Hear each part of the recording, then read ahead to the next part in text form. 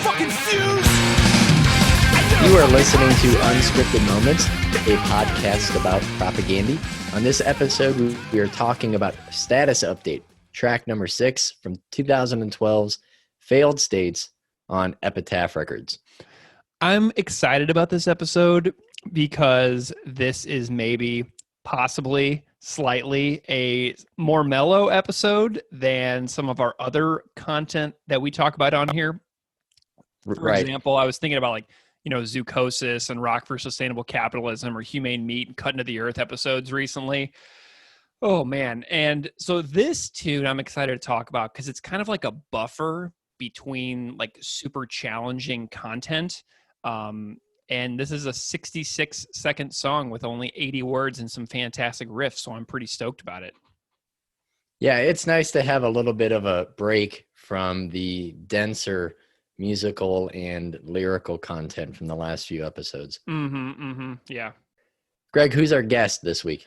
Our guest this week is Tim MacMillar from the Canadian metal band Protest the Hero. Yes.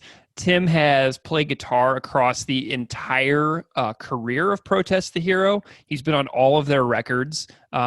Tim also had a role for a long time in the fantastic music publishing company Sheet Happens Publishing, which I know you own one of their books, right?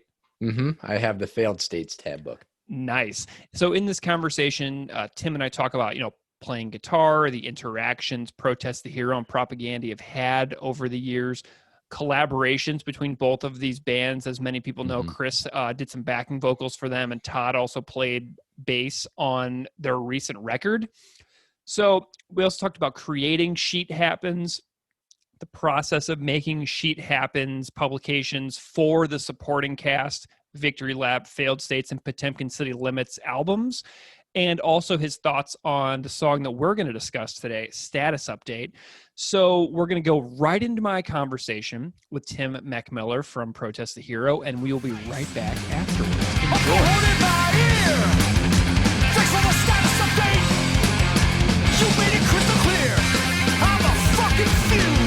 Tim MacMillar, welcome to Unscripted Moments, a podcast about propaganda. Thank you for having me. Thrilled to be here. It's a delight to have you. Tim, can you go ahead and just introduce yourself to the audience if they don't know who you are, and just say who you are and what you do? Sure. I play guitar. I'm one of the 2 guitarists in Protest the Hero.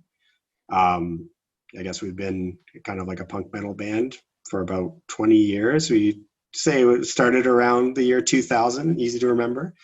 We're from Toronto, Canada, and we've been pretty active for the last 20 years.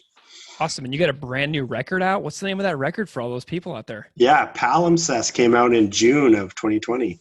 It is absolutely wonderful. We'll get into a little bit of Palimpsest because there's a relation to what we're going to talk about here, but we'll get there. Tim, where did you grow up? Are you from the Toronto area originally?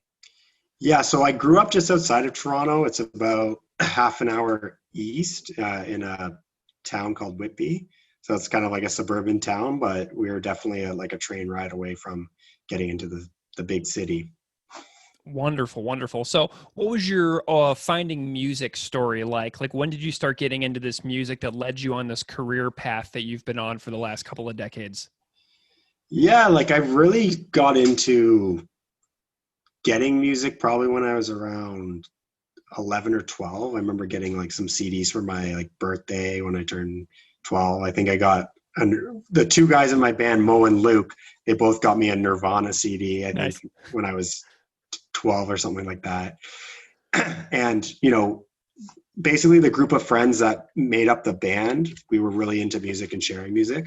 So I think when I turned about 13, that's when I started getting into punk music and a lot of the Epitaph and Fat catalog. But that was really kind of what got me interested in aggressive music, as well as it was kind of tied to picking up and learning to play guitar because we liked the songs, wanted to learn to play them. And a lot of them were like, it was able to, with like some basic guitar skills, to kind of play a lot of punk songs. So, me and the rest of the guys in the band, we all kind of started learning guitar and covering a lot of these songs together. Nice. So were you like 13-ish, like grade 7, grade 8, that kind of stuff? Yeah, I think around grade 8 was when I, first kind of started playing guitar, playing in bands, you know, making some awful noise on my little 15-watt Fender amp and a Fender Stratocaster, but Love it, love it it. worked. Where did do you have any recollection of where Propagandy sort of popped up in your musical fandom? Yeah, so I was trying to trace it back. I'm pretty sure that the first fat comp that I got was Physical Fatness. Mm-hmm. And then I looked that up today and I saw that the Propagandy song on there was True, which isn't a song that really has stuck out to me since then. But like I listened to it today and I was like, I know every word of this song inside and out, but I completely forgot about that song. Yeah. And in my experience, or I guess out of all the other Propagandy songs, I'd say that's kind of unremarkable. And I realized, I found out today that was a cover of maybe a band called Concrete Blonde. Yeah. I actually am trying to get the singer from Concrete Blonde to come on the podcast. Oh, wow. The singer of Concrete Blonde, his name is Jeanette Napolitano, and I found Jeanette Napolitano, the website, and I just emailed the blank contact form, and I haven't heard back yet. So I'm going to keep investigating that little tangent and see if I can find the writer of True to come on the show. Wow, that'd be awesome. And yeah, it's hearing the original of that, it's pretty vastly different. Absolutely. And I think there's is that the one with NoFX All of Me on it? Is that the yeah, same pretty record? sure that was pretty sure that's the opening track on there. It's such a great song too. Awesome. Yeah. But yeah, that was the first fat comp. And I feel like, I don't think I had a job then. So like you had to splurge $9 or $10 for a CD. So it was like every couple of weeks you could get one more and you had to really choose carefully what CD you were going to get. So then I remember getting Fat Music for Fat People, which had another 2 Propagandy songs on there. And, from there, kind of picking up their record. So I think I got How to Clean Everything first and then Let's Talk More Rock shortly after. But, they were definitely a standout band out of the Fat bands for me that I, really liked every song on the record, started learning some of the stuff on guitar. And, more so with Let's Talk More Rock, some of the ideas and topics that they were talking about was, really brand new to me as a 13-year-old, but something that I was pretty interested in learning more about. Nice. So was this pre-release of Today's Empires, Tomorrow's Ashes that we're talking about? Because that came out in 2001. So we're talking before that, right? I think this is 1999. Okay, cool. So do you remember what it was like whenever the new record came out, Today's Empires, Tomorrow's Ashes? Because you're known in the world of metal mostly for your band, but do you have any recollection of what that transition of sound in the band meant to you at the time when they kind of moved into a new sonic realm for them? Yeah, it was kind of perfect timing because around that time was when I started listening to more metal. So that, kind of in that period, I was still listening to some punk, but, I started listening to Metallica, Megadeth, and Judas Priest, and just kind of getting my feet wet in metal, and even some metalcore, bands like Unearth and Killswitch Engage. Yeah. And then I remember Today's Empires, Tomorrow's, or Back to the Motor League came out, and it was a download on their website, Mm-hmm. and it was just so different, and it was super exciting that was this was coming, and you had to wait 2 or 3 months for the album.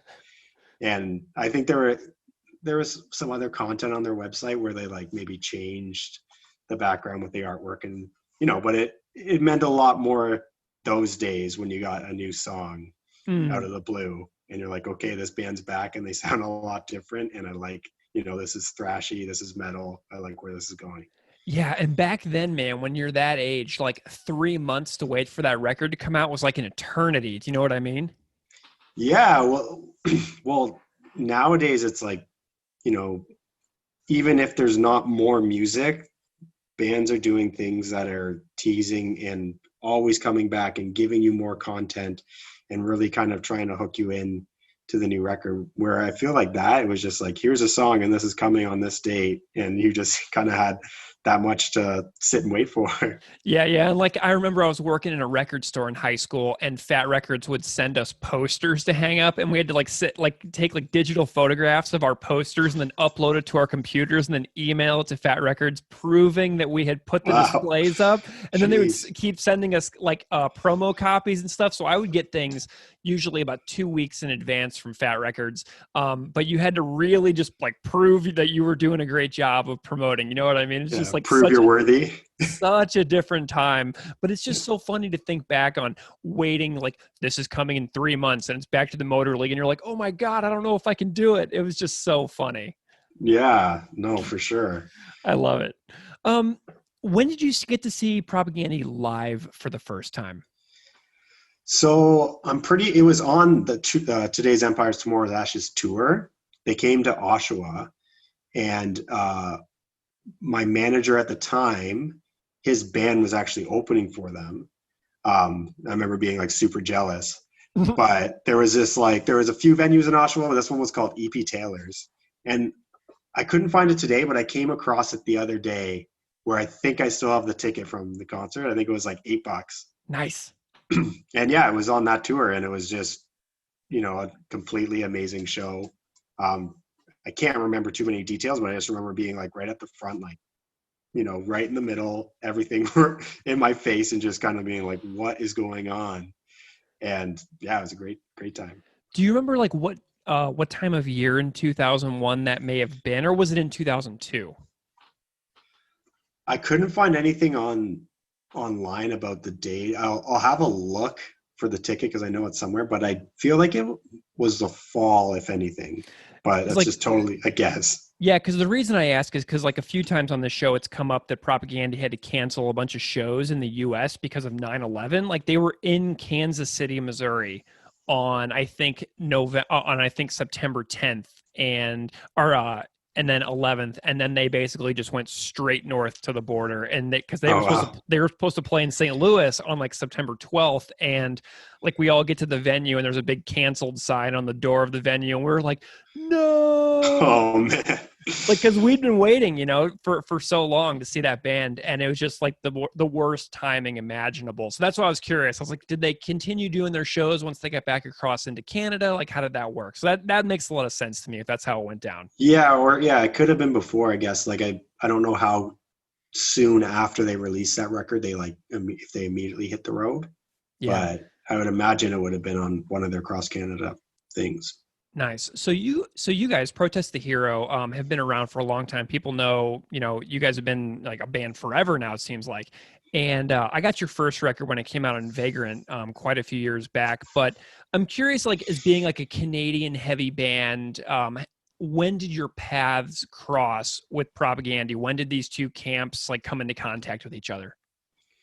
So yeah, we didn't really cross at all until we toured together, which was in 2009. When we probably started touring pretty heavily in 2004, 2005. And a lot of it was like back and forth across Canada, but we just got into the States when that first record came out on Vagrant. But yeah, there's really, we didn't get thrown on a show like opening for them or anything, kind of through all that. There was we spent a lot of time in Winnipeg. There seemed to be like a pretty strong like political punk scene there, more than kind of other places. I'm sure Propaganda influenced that in a way, but it was definitely, that was a hot spot for kind of like political bands. But yeah, we really, I don't know if we were on their radar, but nothing kind of came from all of that touring. But in 2009, we were on the same booking agent in Europe, and we did a UK Ireland tour. Awesome. So was that just before Supporting Cast or after? Do you remember? Yeah, so it was for Supporting Cast. It was in end of November. I found the tour book. I still have the tour book from that tour. And it was with them and Strike Anywhere, which was pretty cool. Wow. How many shows were on that tour? It was short. It's weird. On the front, it says that there was 8, but I think inside it says there was like 9. Yeah, 8 or 9 shows. But yeah, it was definitely a short and sweet tour. That's really interesting because, like, I saw a Propaganda tour in the UK after Supporting Cast came out, but you guys didn't open. I saw it was a band called Random Hand from the UK who opened up that string of dates, and they played like Sheffield and stuff. Like, that's really interesting because I don't remember Propaganda even going to the UK 2 times in 2009 because I was actually living there that year. It was just a bizarre time. What do you remember? What time of year that was? Yeah, I have it right here. It started November 30th, 2009, and ended on December 8th. Did you guys hit London at all? Yeah, London show. That was the first show. It was at Coco. What in the world? I wonder why I didn't go to that. There must have been some good reason. I must have had something with work or something because I saw a show at the Islington Academy where when Frank Turner came on this show to talk about the song Today's Empire is Tomorrow's Ashes, we talked about that show. He's like, I was at that show too. So it was really awesome because like Frank Turner was like standing across the room for me at a show like 11 years ago in the UK, and now he's like Frank Turner, you know? So it's like, it's just amazing the way that things work out like that sometimes. I just love stuff like that. Yeah, no, that's wild. Awesome. But yeah, I'm looking at the tour dates. It was London, Leeds, Cardiff, Dublin, Belfast, Edinburgh, Bournemouth, Nottingham. Awesome. Nice. So Was that a good tour? Do you have good memories of that string of dates? Yeah, well, I guess like it was pretty unreal to kind of be on tour with them. We were also sharing a bus together, so it was kind of like, idolizing this band, and then like you show up first day and you're like, we're living together for the next 2 weeks or whatever it was, right? So yeah, there's a lot of intimidation in the fact where you're like, I don't want to say something stupid, I don't want to annoy these people that I really admire, but they were really good about like kind of just like squashing that and just being really nice and us getting along pretty well right out of the gate. Do you have any like standout memories from that tour, like a story or anything that lingers with you all these years later that the audience might find interesting or hilarious or funny or anything like that? Not really. Like I was looking today to see, just to try to remember, outside of like wanting to watch them play every night and just kind of just absorbing all of that. I saw that there was an email to our booking agent. He was asking how the tour was going, and I was just letting him know that it's like everything's great, but the bus we have is a little bit rough, and we have problems with the back door, and some of the bunks have like water leaking in when it rains. And then I asked our tour manager that was on that tour, and he said that he remembers a night we were driving down the highway and he heard the bus door open on the highway. Oh.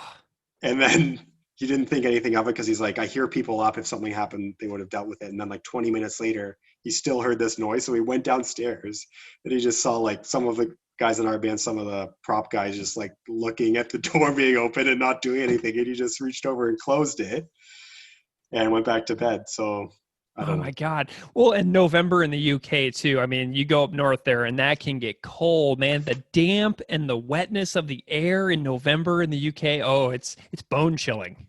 Yeah. You never see the sun, right? It's always raining and gray. Yeah, it's tough. It's going to remind me of Buffalo here in a couple of weeks. Yikes. I'm a little nervous. Okay, so how did your relationship over the last 10 years go with them? Like, did you all come across each other from like after that tour until the present day? Because I want to work up to Todd's involvement with Palimpsest, but I'm curious if your paths have crossed anytime between that tour in 2009 and then leading up to now. Yeah, so definitely a few instances. The first, I guess, like since we had made contact with them and, were able to keep in touch. The first opportunity we had was when we reached out to Chris to see if he wanted to do a guest vocal spot on our third full length, Scurrilous. Mm-hmm. So happens to be a song called Sex Tapes, which is about, nudity on the internet. We didn't pick Chris for that reason, but it was just ironic. But yeah, we just asked if he wanted to sing on the record, and we had a spot for him. And, that was all kind of done virtually over email. But kind of since then, anytime we've been through Winnipeg, usually we get in touch, and, Todd's definitely, always when he can, he'll come out to the show, and he definitely likes to rock. So it's like, we'll be on stage and you like look in front of you, and he's standing at the front of the stage with his fist in the air, just like, screaming and whatever. And the beef too. He would come out sometimes or we'd go out and grab a bite to eat when we were in Winnipeg and catch up or whatever. So it was just nice. And then if they came through Toronto, we'd go out and see them play, or vice versa. Right. So that was just the main way that we would kind of see each other kind of in passing. Awesome. Well, and then I know that you all have a song on one of your records about Propagandy, right? Yeah. It's a similar idea to the Banger's Embrace. Yeah. In a sense, but yeah, the song, The Reign of Unending Terror. That was kind of our nod to prop. I know that people would be really disappointed if I didn't ask you about it. Like, what's your thought on that song? Like, how did it come about and all that kind of stuff? Yeah, lyrically, that was definitely something that Rhodey was behind, and he wrote the lyrics for it. But that's not a very hard sell to us to be like, hey, I want to write lyrics about Propagandy, and yeah, let's go for it. So it's funny that that's the same record that Chris is as a guest spot on too. So I love it. Well, earlier this year, Protest the Hero released a new record that we've talked about, Palimpsest, which features Todd Kowalski on bass for a tune called The Canary. And I saw like a partial playthrough video that you all had put up where it's like these like 4 little windows on like an Instagram video, and like they're showing the playthrough.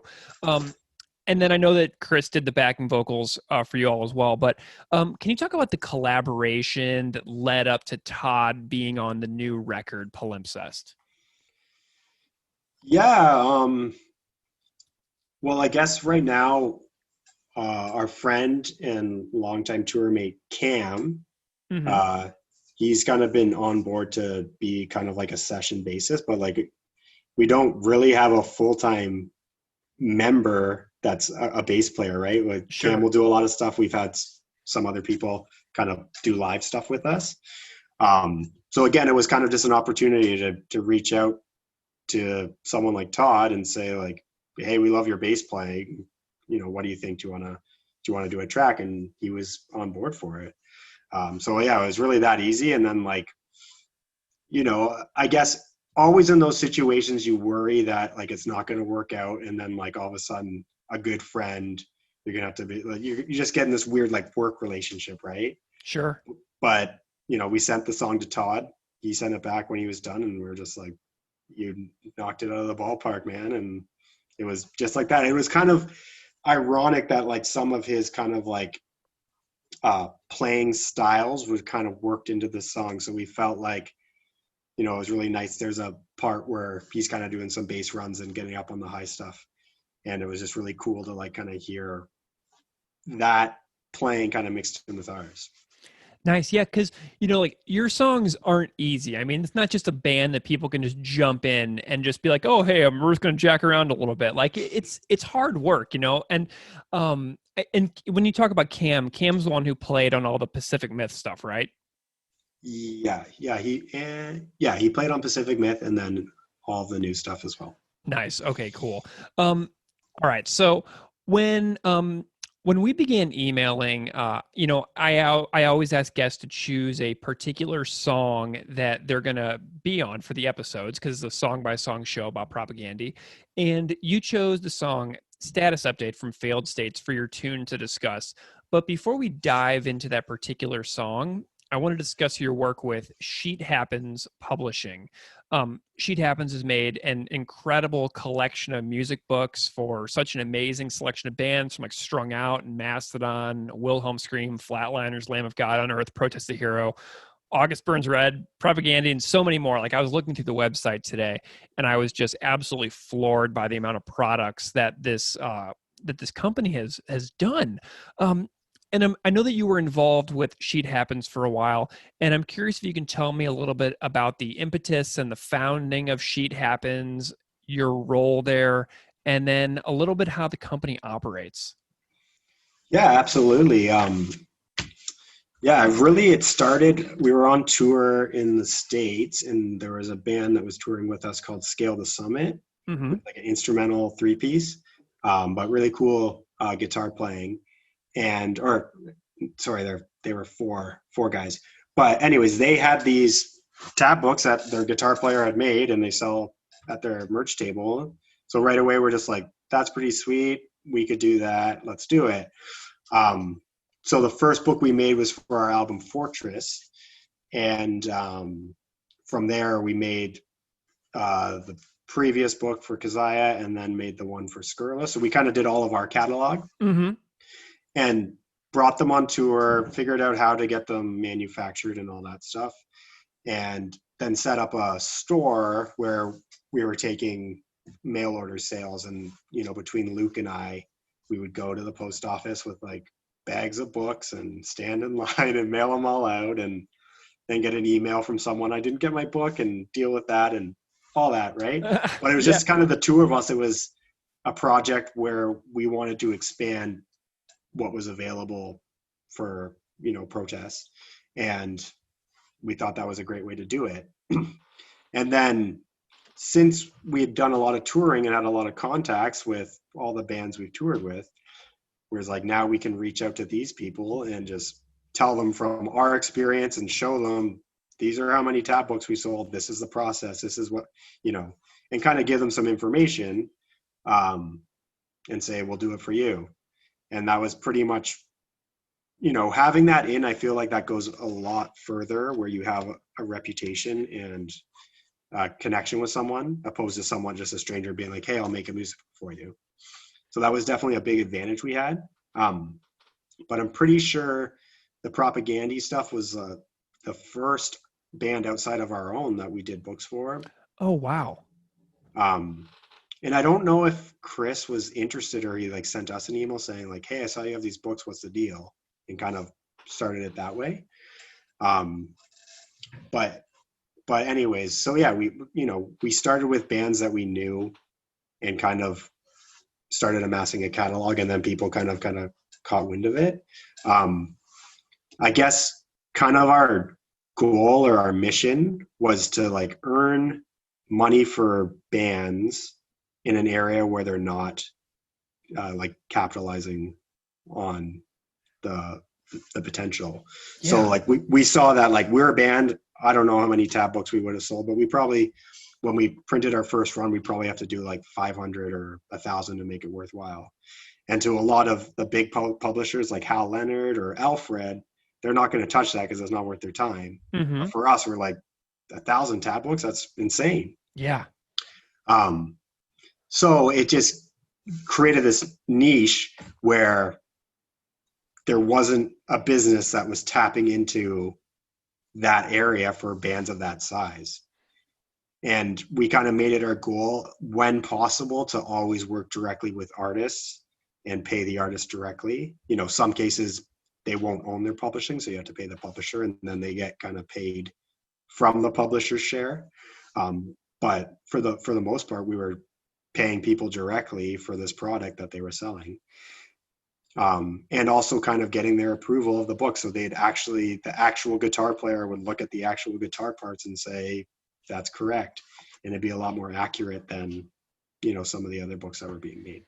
That's really interesting. So if a band owns their masters, like I was listening to an interview with Brian Fallon from the Gaslight Anthem recently, and he owns his new record and he put it out on his own record label. So like, say like somebody like that who owns the masters, if they had something like with you, like a deal where they would make the book through Sheet Happens Publishing, like they would stand to make more money off of the tab books if they own the masters, right?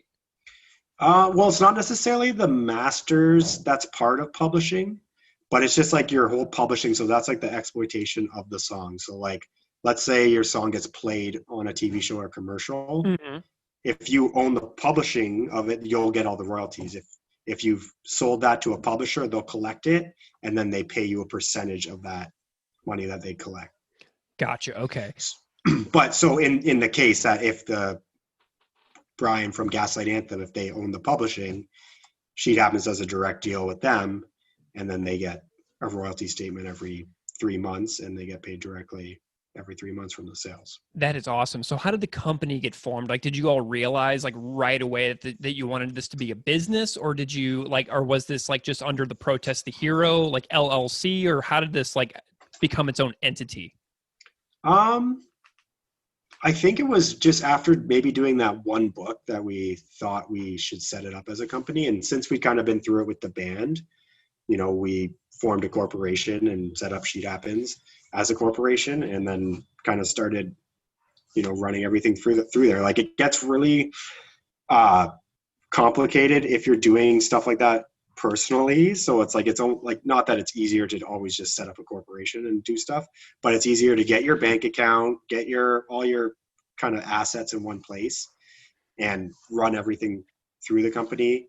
So yeah, I think it was pretty soon. It was probably a little naive that we're just like, let's jump into this and go for it. But Oh, I love it. I mean, because you guys always, I've seen like your documentary and like you did like your Kickstarter a couple of years ago. And like you guys are always looking for different angles to come at the business of music, which is super intriguing to a fan of music like myself who dabbles in music commentary like on this show.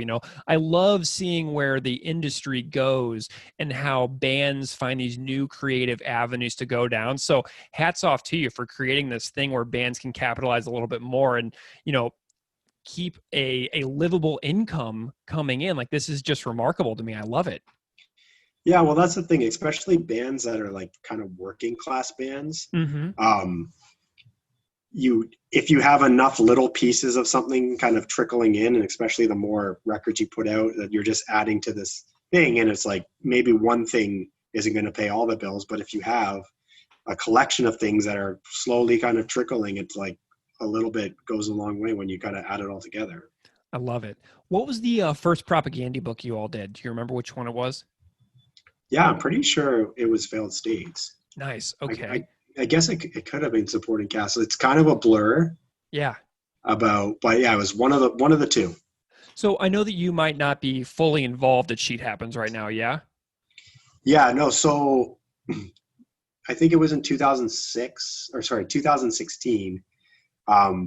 I started getting more into like business management and bookkeeping and accounting for music, for artists and like music industry and stuff like that. Mm-hmm. So I kind of, as I started pursuing that, I just didn't have time to do both of the things. So I kind of stepped away from it. Excellent. Well, I was looking a little bit at the Failed States book today, and on the inside of the book, it says that you, Cameron, and Luke did the major transcriptions, and then David and Todd helped with the note-by-note editing. And so I'm curious about the step-by-step process of creating the book, when you show drafts to the band, what the process is like behind the scenes, specifically for the Failed States transcription itself. How do you start like day one and like take me through like the transcription process? Yeah. Okay. So I guess a lot of it depends on what the band can give you. Mm-hmm. So it's like there's multiple different ways of like approaching it, but it just, the goal is to not bug the band as much as possible. Gotcha. But in the case of Failed States, we were able to get guitar stems. So they sent all the isolated guitars, and I remember I think it was mostly DI line. So that's just like the sound coming out of your guitar. That's with no distortion, nothing, just a direct, clean signal of your guitar. So kind of from that, you can really isolate and hear what's going on. And outside of like fingering, because on guitar, there's usually multiple places you can play the same thing. Mm-hmm. So outside of maybe some of the fingerings for chords and riffs, you can usually figure out a lot of the notes. So at the time, I was doing a lot of transcribing because it was just Luke and I, and then Cam was helping with transcribing too. But yeah, between Luke and I, we kind of just started picking away, and there's a software called Guitar Pro that you can type in all the music and it will play it back in a MIDI form. Mm-hmm. So even if you can't figure it out entirely, you can kind of guess and check and like get the timings down and all that. But basically you just pick a song, start punching it into Guitar Pro, mapping it out in the transcription software, and kind of putting all the pieces together. And then from there, once you have all the songs at a pretty good place, that's when you kind of send it to the band to check off. I remember the Beeve, he was really awesome about like sending us videos. Mm-hmm. So like we'd just be like, can you show us this part? We can't figure it out. And then he'd like send a phone video of him back. And I remember I had to bug Chris a few times and like, can you show me this riff, man? And he just like send a video back. But it's like, it's one of the last things you want to like, I'm sure they don't want to spend their afternoon like taking videos of them playing guitar, right? Yeah. I love it. And the Beeves playthrough videos, he's got a couple of them on YouTube. I think he did one for Tertium Non Datur that was like so funny because he's like, all right, then you do this. And then he like does these like 5 crazy riffs in a row at full speed. And then he's like, and then you do this. And then he does it again. And he's like, and that's about how all it is. And it's like, what? It's so funny. Yeah. No, for sure. So yeah, that was pretty much the process. I think sometimes you can also like send people MIDI so they can like hear what it sounds like. MIDI is a little bit atrocious sounding compared to real guitar, but it gives you the idea.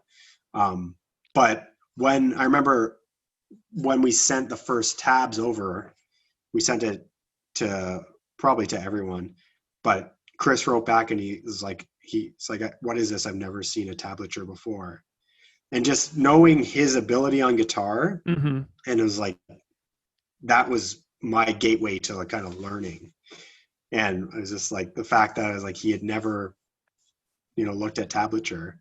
It was kind of flooring, being like, okay, like, how are we going to communicate with him? What's right, what's wrong? And I think that's when the Beeve kind of stepped in and was like, I'll look over everything and kind of sign off on everything. Man, I love that. But like, I know that you were telling me earlier that Chris has like sort of changed a little bit after you guys did that first book, right? Yeah. So we did that book and the supporting cast book. And then I remember he started asking me questions about like how Guitar Pro works. And then they did like a 20th anniversary book for how to clean everything. Mm-hmm. And he ended up transcribing the whole thing on Guitar Pro. So like a couple years later from like looking at it and being like, what the hell is this? To being like, I just wrote all my guitar out in this program. Yeah. And I remember I got the book and I was like, you did a pretty damn good job. Man, that is excellent. So he went from knowing nothing about tablature to making essentially his own guitar lines for the entire book for the 20th anniversary book. Yeah, I think he like made the whole book. He completely just did it himself and told us to fuck off. That is absolutely fantastic. I love that. Well done, Chris. So like whenever I was thinking about the transcription process, I was picturing you like with a pencil and like pieces of paper and like literally writing down notes on like sheet music. Do you know what I mean? Like Mozart style. So that doesn't happen. Yeah. The only time I've ever really done that is like if I'm writing something or if like I'm on tour and I need to remember something. And it's kind of like, I find with piano, I would do that more than I would with guitar. Mm-hmm. It's kind of a little bit annoying on guitar, but yeah, I don't know. Now that there's software, you kind of just punch it all in. My dream was to like get a MIDI guitar that you could just play it into. Yeah. So the other day I was looking a little bit at the Potemkin City Limits transcriptions that you all did.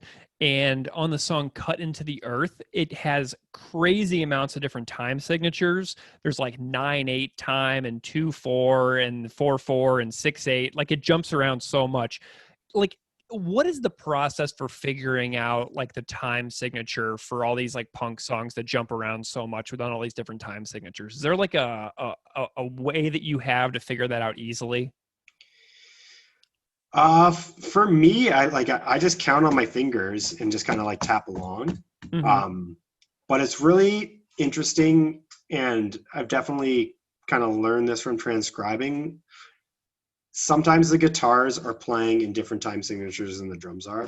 Mm. And I guess it's kind of whatever the transcriber wants to write, because there's not like a right or wrong way. Mm-hmm. But a lot of the times, I remember there was one book that I was transcribing, and I like made it my mission to like rip it apart and do all the timings that I heard for the guitars. And the drums were just playing like straight 4/4 a lot of the time, but like kind of the counting on guitar was different. And I remember just all the editing that went into it. And I was like, now reflecting on that, I was like, it's kind of just whatever either the artist wants to show it as or what the transcriber hears. Mm-hmm.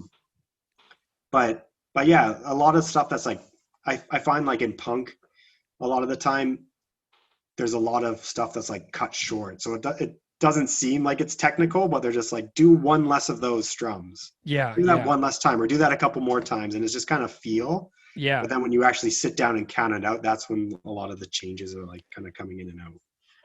Have Jord, Todd, or Sue Lin been involved at all with any of the other books? I'm not sure. Well, Todd's been involved with all the bass stuff. Mm-hmm. So some of the books have bass included, and I think there's some ones that have just bass on their own and guitars.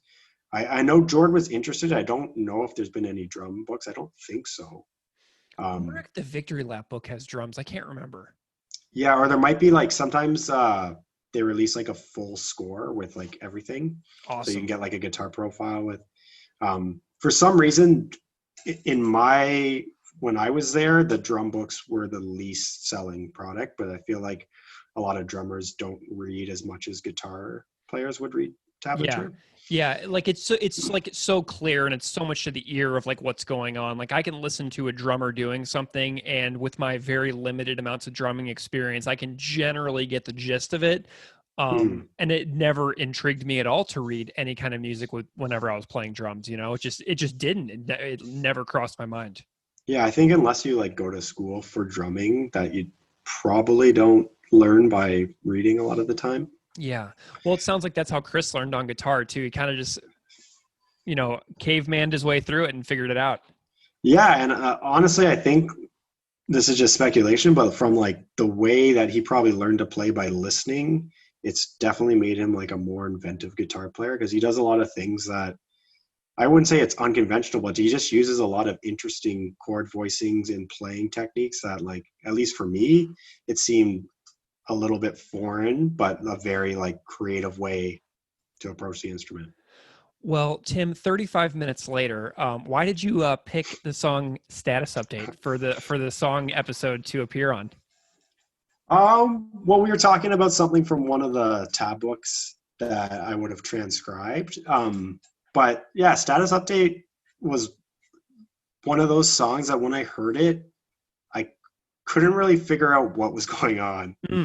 I guess a lot of the time you can hear how people are playing, and even if they're like shredding and doing something crazy, at least you can kind of comprehend what they're doing. But there's just a lot of really unique stuff that was going on here where I was just like, what is happening? And, it's all kind of at you at once. So it's like, definitely was a standout track for me. I feel like it was a little bit too short, and I was like, but maybe that's the whole idea, that they want the listener wanting more, where they just pack it all in and say that's what you get. Tim, if you were, say that you had the opportunity to do something and take this song longer than 1 minute and 5 seconds long, do you have any ideas on what you would add to it as a guitar player? Say that you were going to make the song longer and extend it to like maybe a 2 and a 2.5 minute long song. Do you have any ideas on what you would do next? Geez, that's a good question. Yeah, like I guess I don't know what I don't know what it's missing. Like it feels like there's not, from a songwriter's perspective, there's not really like a chorus and like progressions. Like it's mostly just riffs. So yeah, maybe some chords and some more like vocal melody. But again, a lot of prop songs have that. So maybe they need a song that's just like a straight in your face banger. Yeah. Get it over with. I love it. Well, I'm going to get very simple with a couple of questions here for a moment for all the people who don't play guitar. Can you tell me a little bit about the tuning of this particular song? Because I know that it's, modified a little bit away from standard tuning. Yeah. The tuning, I believe, is just E flat standard. So basically that means the guitar is tuned down a half step for each string, and it's still so all of the shapes that you can and chord shapes that you can play are still the same, but it just sounds a bit lower, and that tuning is definitely annoying for a lot of people because their guitars are in E standard and they try to play along and they're like, I can't get those notes, or something sounds weird. Nice. Okay. Well, and then I know that also when Chris plays this tune, he performs with a capo on what appears to be either just the first or second fret. And I'm curious about what that little modification does whenever it's tuned down this half step. Okay, yeah. So I think the fact that they were using capos on this song, I think that was part of the reason why it didn't sound sonically. I was like, what's going on? And, using a capo, it's a tool that puts a clamp across a fret. Mm-hmm. And so that means all of the strings are going to ring on a different note. So in this case, since it's E flat and then you're going up 2 frets, it's really going to be an F as your lowest note. So it would be similar to like tuning your guitar up half a step instead of E standard going up to F. So it raises the pitch of everything. But, Propagandy were like one of the only bands that I've seen use capos that aren't like kind of folk singers. And it's always kind of like a singer-songwriter thing where they kind of do it to get different ranges for the voice and stuff like that. Mm-hmm.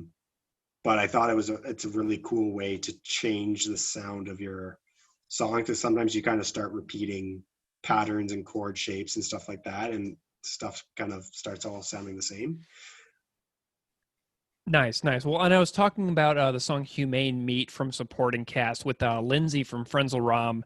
And I know that song has the capo way up high on the neck as well, which is it's just an interesting thing for people who don't play guitar to understand like what little stuff like that does for guitar players and how it serves songs and how it serves songwriting and make things sound a little more out of the ordinary for you, where it doesn't sound completely obvious upon first listen. Yeah, and it's also interesting because like I find a lot of heavier bands, they'll detune strings, they'll play like drop D or tune everything down, but it usually involves tuning your guitar, where the capo, it's a way to like quickly change the tuning of your guitar, but you should probably retune it once you put the capo on, but you don't have to like, reconfigure your guitar. It's just kind of like a quick thing that you can do. Do you have any like favorite parts of this song that jump out at you? I know it's a lot of parts packed into a very short amount of time, but I'm curious if there's like a specific piece or a specific performance from anybody in the band that really jumps out at you as being pretty special. I just know that it's like the last riff in the song. It's like doodle-doo, doodle-doo-doo. Yeah. Something about that, it was always just like, that's a real banger. And like they kind of, the way they introduce it, they kind of ring out, one guitar starts doing it and then the 2 guitars join in. Yeah. And then they do that intro riff and then it's done. So yeah, that riff was always like, that's the riff. That's what I'm waiting for. Nice. I love it. Do you have any ideas about like the lyrical interpretation of this song, about like what it means to you or anything like that stands out? Yeah. So for the lyrics, like, I guess like thinking of the title, status update immediately reminds me of Facebook. Of course. But and maybe that's why the song's so short, because a status update isn't, this big long thing. It's just like, this is what's up. Yeah. This is how I feel about XYZ right now. Yeah. So I think that is encapsulated. I guess it sounds like the lyricist is like ready to blow, and there's like stuff getting in his face and noise in his ears, whatever. And he's like, bring it on. I'm ready to kind of blow it up. So yeah, I think it's just more expressing emotions and like how you're feeling right now. Well, and like this is really interesting to me too, because I have currently been off of Facebook. I deleted my account a while back because I just realized it wasn't making me happier. Do you know what I mean? And Mm. so then I was on Discogs trying to buy a record that I really wanted, and I realized that my Discogs account was signed in with Facebook. So you know they use that sign in with Facebook button Yeah, on so yeah. many websites, and then we just reflexively click it like the drones that they want us to be. Mm. So I realized I couldn't get into my Discogs account without my Facebook account. So I went back to Facebook and I briefly logged in so that I could get the Better Red Than Dead AK Press benefit double LP. And so I logged into Facebook, immediately saw all the things just like load in front of my very eyes. And I was like, nope, don't want that. And I clicked out of that, went to my Discogs account, bought the record, went immediately back to Facebook after the buyer had confirmed and shipped my order, and deleted the account again. And it was like this thing to where when we're living in it, we just feel so engrossed by it. But then whenever you step away from it for a couple of weeks and then log back in, it's like, whoa, no, don't want that. Like that, it changes your perspective on what it does to you when you step away for a little while. Yeah, no, I can definitely relate to that. I wanted to just quickly ask, did you change your Discogs so you could like access it through your email while you're doing all that? Or are you still Dang locked it. out? No. Oh my God. Okay. So now I'm going to have to go back into Facebook, change my Discogs settings, and then I'm going to have to log back out again because I need my Discogs account. Because yeah, that happened to me on Spotify. But no, I deleted all of my social media for like 2.5 years. Oh man.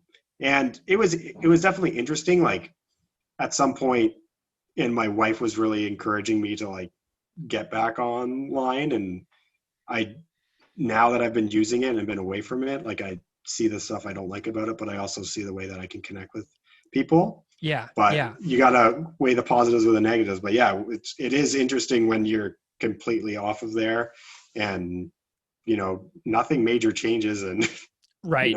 you don't miss out on much. Well, and then you realize also that when you're off of it for a while, it changes the way that you react in the moment when you're in something like Facebook. So if you're in Facebook all the time, little things will set you off down like a rage or a spiral, right? And if you get out of there for a while and then you go back in there, you realize the ways that you were like conditioned to respond to all the things that piss you off. And so now I feel like if I go back in there with like a little bit of a clear mind about it, I would be able to refrain from responding to everything that I know is going to just send me down that spiral.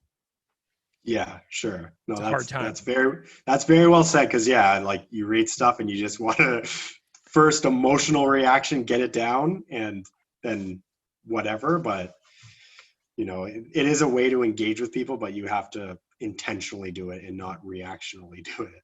Awesome. Well, that's a really good way to finish up. So Tim, any other concluding thoughts on like what Propagandhi means to you as like a fan of music, somebody who's worked with them, become friends with them? Any thoughts on like kind of what they mean in the scope of your life? Yeah, they're just a band that I've always admired, and they definitely put their values in their music, and they're like they don't compromise those things. And it's like because of that, they haven't disappointed, right? And they consistently come through, and it sucks to wait however many years before the next record, but when that record comes, it's like you're not disappointed. So they have and will continue to be a band that I really look up to. Awesome. Well, Tim, it's been just such a pleasure having you on the show to talk about Protest the Hero, Propagandhi, touring together, Sheet Happens Publishing, the new record Palimpsest. Like, just such a delight to have you on here and chat about these things tonight. Yeah, it's a pleasure to be here.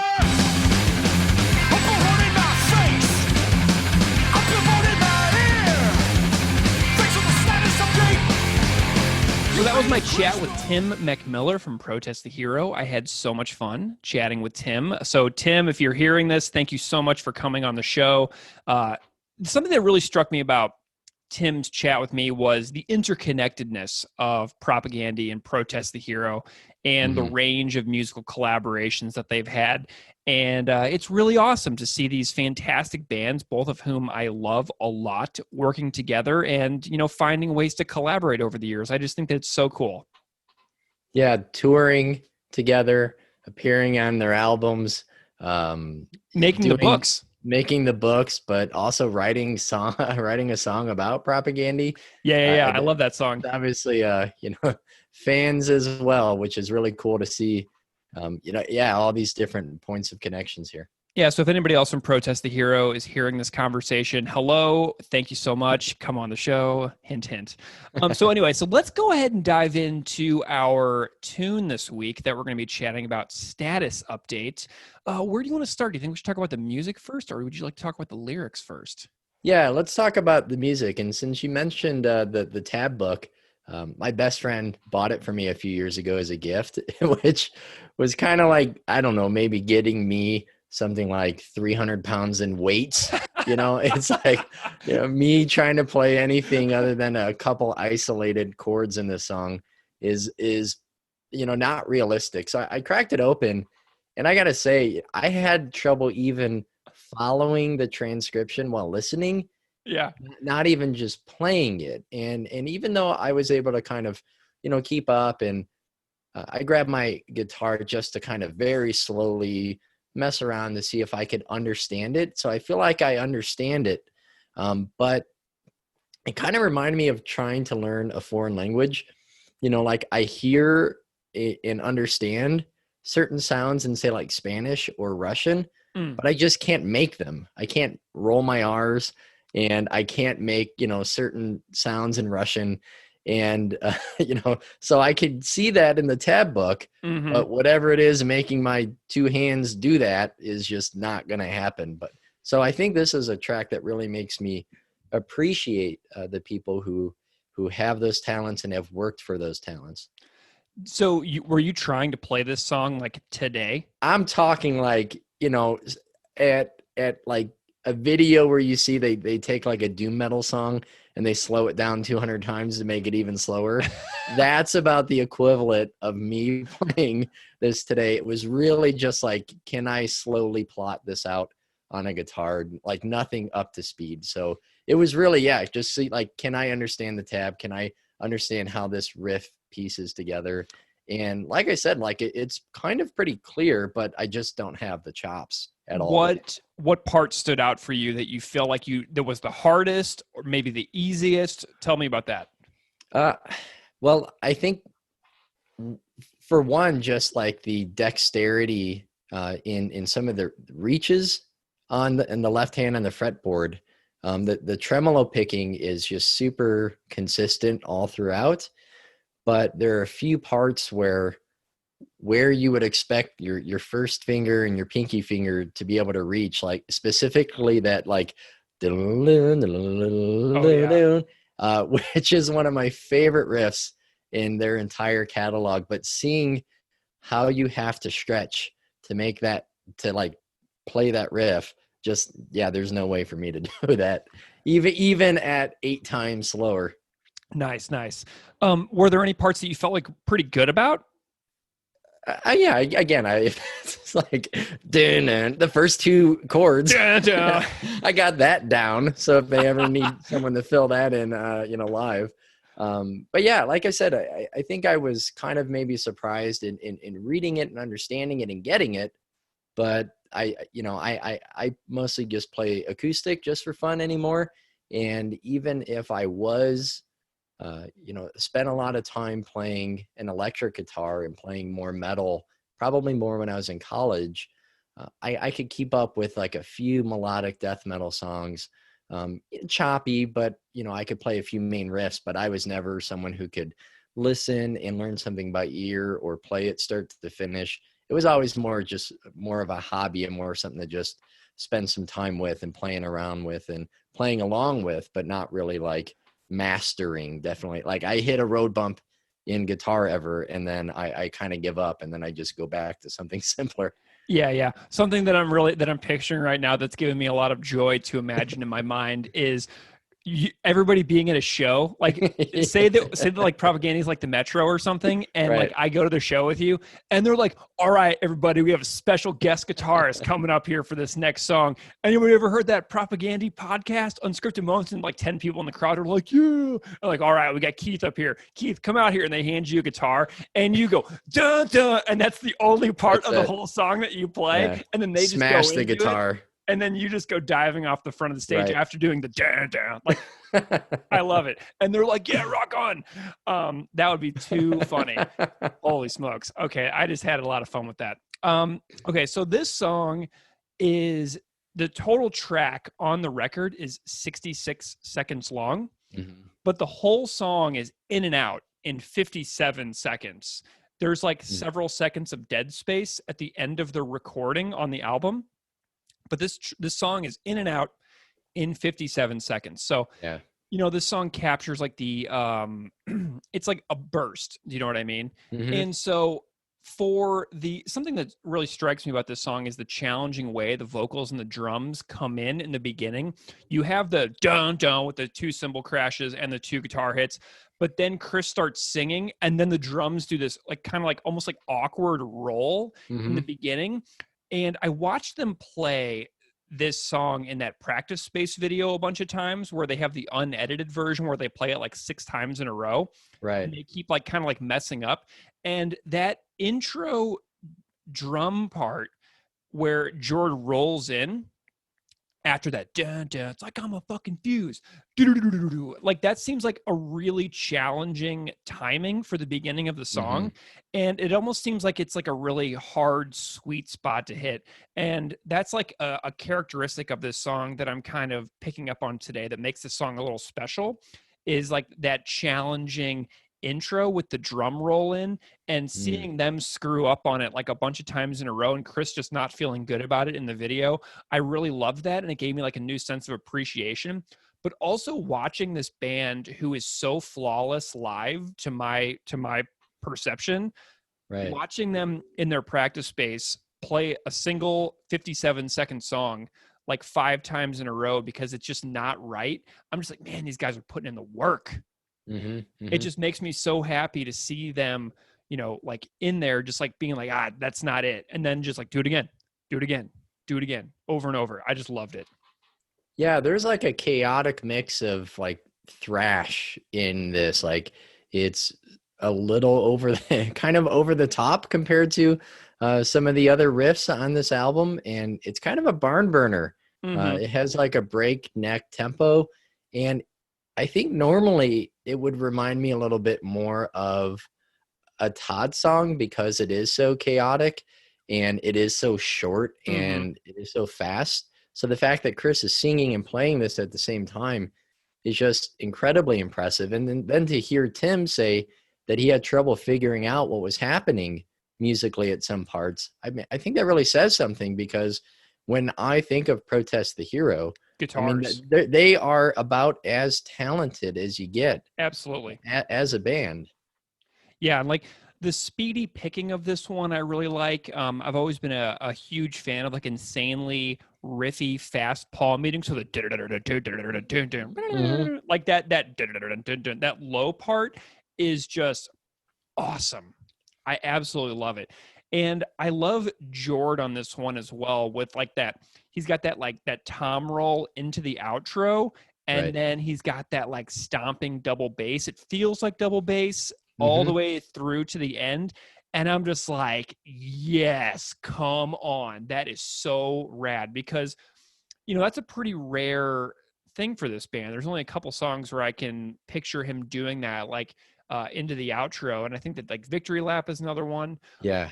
But this one's faster than Victory Lap, and it just really loves it. But going back to your thought on Todd, having this be like a Todd song, I would love to see Todd sing this song live and like treat it like this is your life. You know what I mean? Yeah. That would be so wild. So I really like it.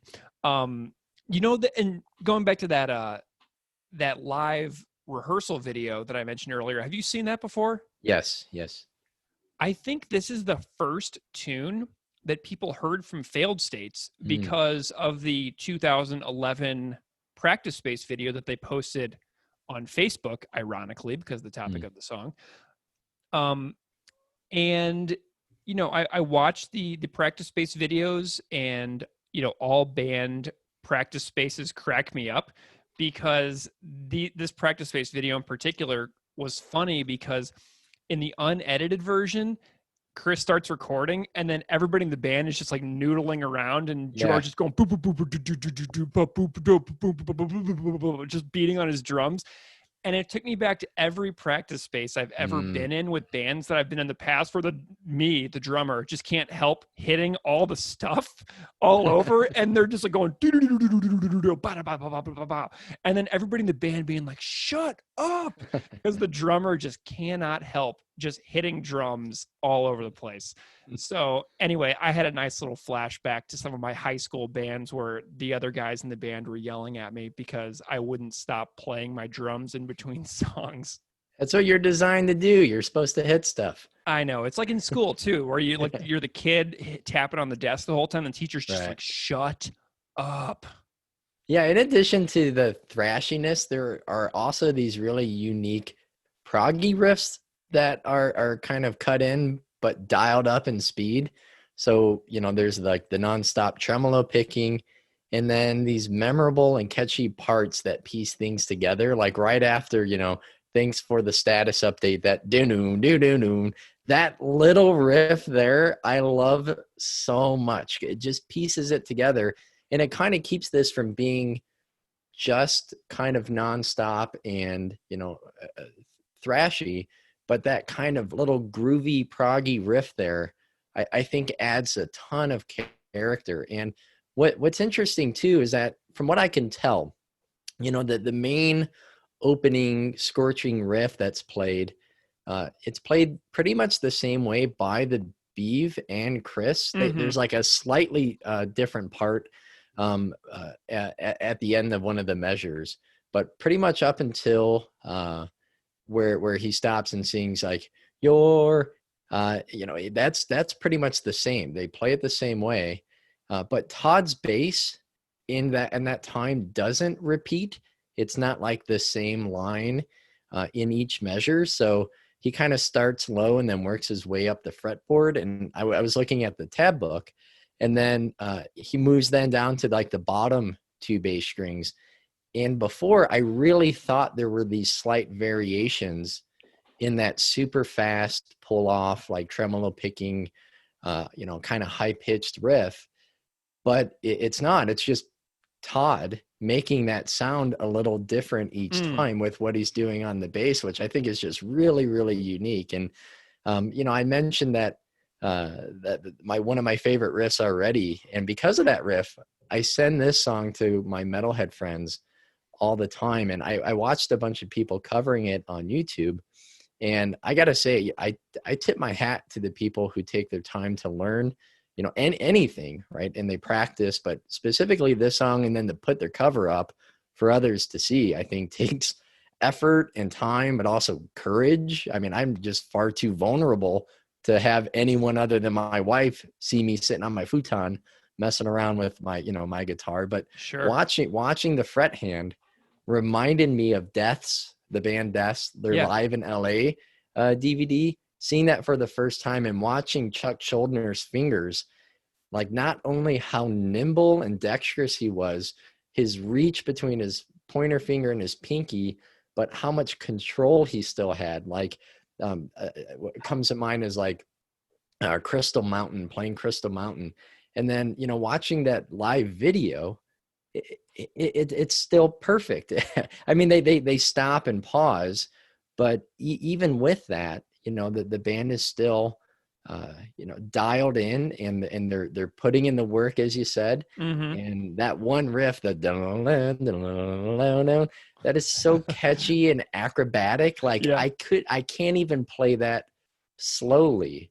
And to see it live and precise, and there's like this fluid quality that makes it feel like their hands are just flowing up the neck. And, you know, that rehearsal video, I think it's easy for non-musicians like me to forget, you know, just seeing them, start and then stop after a flub or whatever, and playing it repeatedly, I could say, oh, I'm jealous of your skills or what you could do. I could say that all day, but at the end of the day, people work and they practice and they train and they have like a musical regimen to get better and to master those chops. So I think in my teens and my 20s, I would have said I was jealous, but now I just appreciate and admire people for their dedication and the commitment to any sort of hobby or talent like that, because they didn't just wake up able to do that.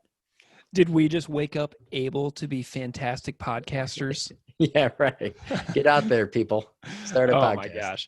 Oh my gosh. So do you have any more thoughts on the music at all within this one? It's just so fast and such a short tune, but it has so many different parts and it's got many different parts. You know what I mean? Like it's it's the full package in just 57 seconds.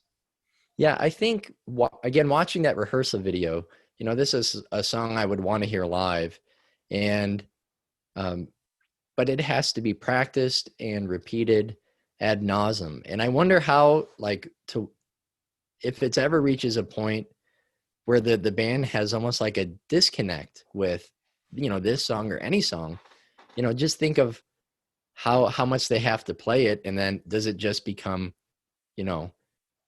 something that they're playing to master, or does it still retain part of its meaning and its purpose as a track? And I mean, just think of a crowd seeing it and how they would respond, but then watching them plow through it, 4 or 5 times in a row. It's almost clinical in a way. And I do wish that the camera at the end, oh man, I know. Like it shows them at the end, but then it kind of cuts out because this is another one where I don't really, I have to see what's happening to really appreciate what George's doing, because that first drum fill is just massive, and it's like super fluid and flowing, just like the guitars. So I wish I could see the other parts as well, because as a non-drummer, I can't visualize it. Yeah. And I can visualize it pretty well, but I tell you what, when Chris picked up that camera in that unedited version of the practice space video and put it on top of the amp facing Jord, and then they went into it again, I was like, yes, because drum cams are so awesome. That's one of the things I really appreciate Hate 56 for, is that he always does drum cam videos and he posts them constantly. And I'm just like, yeah, drum cam. And sometimes you see some of the most unbelievably impressive stuff. Like he was putting up videos of drum cams the other day when he was in Japan, and he had a traditional grip drummer playing like metalcore in Japan. And I was like, man, this is why drum cam videos are so rad, because you see the wildest stuff. And so when that video in the practice space cut out before the right, and I didn't get to see that outro with George just wilding on that double bass, I was like, come on. So that was really disappointing. But that song, they recorded that video, like I think they said on the video, like 7 or 8 months before they recorded the record. So I'm not sure if like all that double bass was like in there in that practice space version, or if that stuff came later. But I mean, that was just so cool to see that early version and have them put that song out months and months and months before the record came out, just to kind of like whet everybody's appetite a little bit and get us excited for what was to come, because that's 1 single minute on Failed States. And think about the entire product of Failed States built on both sides of this song. The first 5 songs, and then like the other 6 songs on the back half, and just how cool it is that this one's just slammed right there in the middle. And this is the first thing we ever heard from that album, which went on to become such an important propaganda record to me. Yeah, so let's do the lyrics. What do you think? Yeah, let's talk about them. So this song only has 80 words. I am completely obsessed. I don't know if you've noticed this, but every song now, whenever I like copy and paste the lyrics from the website into my notes, I'm always completely struck by how small the lyrics are on the page in front of me. And I'm like, just highlight this, do a little right click, do a little word count. And I'm like, 80 freaking words. Come on. This is like, I kind of feel like this should be like an economical episode and very efficient. because this song is so efficient and so economical. And as any listener of this show who has like engaged with me on Instagram or Twitter realizes, I am online a lot. So this song, Status Update, is, you know, a take on social media, which has been a very good force and a very bad force in my life for many years now for so many reasons. How do you feel about it? So just generally. Yeah, I think we're recording this at a unique time for me. I mean, I've decided right now to take kind of a prolonged break from social media. I mean, I pretty much just use Twitter and then not as much Instagram. So my thoughts, I think, in interpreting this right now are definitely going to be shaped by the last few weeks. Good. Which is the longest time I've abstained from social media, probably at least in the last decade, for sure the last 10 years. Yeah, and as of recording today, I haven't posted on my Facebook page in 6 weeks. So for a long time, I had the Facebook page completely deactivated. And then I realized that I was having trouble getting into things like my Discogs account, my Spotify account, because whenever I made those accounts for things not even related to social media, to Facebook, I hit log in with Facebook because it was just that convenient option on the front of my screen. And now I realize that my Discogs account, which I use all the time, is connected to my Facebook page. And if my Facebook page is deactivated, I can't go to my Discogs account. And so it's really frustrating to me to realize that so many things that I use on the internet are now connected and embedded in my Facebook page being active. So I'm really angry at myself for doing that. So what I need to do is log into all of my accounts that are connected to Facebook, change all the settings, see if I can change them over, and then confirm all of that, like within email or something. So it's been an eye-opening experience to realize that so many things that I use on the internet, I lazily connected to my Facebook page because now I'm stuck with it. Until I figured out how to get all the settings changed. So anyway, the good, first of all, I feel like, you know, it's interesting to talk about some good things and some bad things. So first of all, I have lived in 3 states and 4 countries in my life. So having social media for the last 16 years has helped me retain contact with those I've met and befriended all over the world. And it's like truly incredible to look back in a timeline or whatever and see almost like a diary of life spread out in chronological order. Like if you just scroll down your Facebook feed on your homepage and you scroll all the way to the bottom to the first day you ever logged in, and then it's essentially a public diary. You know, people have kept journals for years and years and years. It's that, but like totally public in so many ways. So it's like now we've turned our journals straight into public stuff.